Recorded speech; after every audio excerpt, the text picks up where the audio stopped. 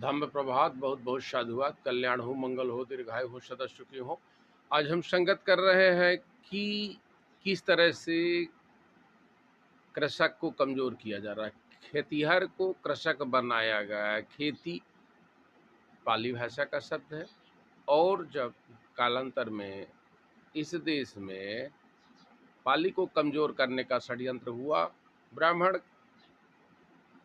शैली का प्रादुर्भाव हुआ, उसी समय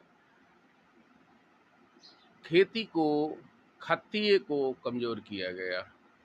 अभी कालांतर में अंग्रेजों द्वारा जब कानून का शासन लगाया गया, उस समय जो है तो खेतिहर मजबूत हुए, ओबीसी SC ST के लोग मजबूत हुए, मेहनतकश लोग।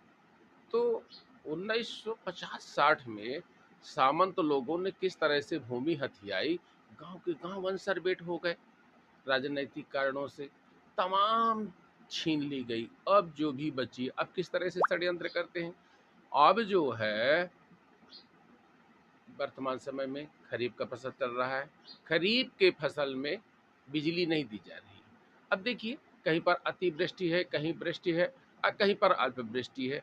तो कृषि के लिए खाद की जरूरत है। खाद वहां पर विपणन सहकारी समिति में नहीं मिलती है। 270 रुपए का खाद मार्केट में ब्लैक मेल करके 500 रुपए का बेचा जा रहा है। और ये बड़ा भारी चैनल चल रहा है, क्योंकि वहां सोसाइटी में मारामारी कर देते हैं, लाइट देते नहीं हैं। और ऊपर से ब्राह्मणों ने वर्षावास को तीजा और त्योहार में बदल दिया। ये बड़ा भयानक षड्यंत्र चल रहा है। इस बात को आपको जानना चाहिए। जो 28-24 राष्ट्र अतीत काल के खंड खंड हो गए हैं, वहां भी ये लोग षड्यंत्र करके 9 कंट्री इस्लामिक कर दिए। तो ये दोनों जो विदेशी रोग हैं, ब्राह्मण और बाद मुस्लिमवाद, ये दोनों विदेशी अफीम है।